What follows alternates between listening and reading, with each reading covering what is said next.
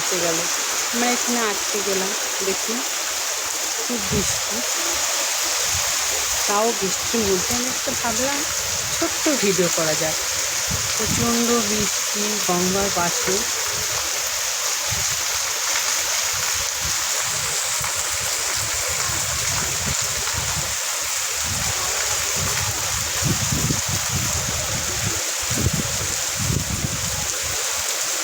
ওইদিকে একটা নৌকা দেখা যাচ্ছে, নৌকা বৃষ্টির মধ্যে তাড়াহুড়ো করে আসছে, কোথায় এপারে আসছে, তাড়াহুড়ো করে বাইছে ওইদিকে আসার জন্য।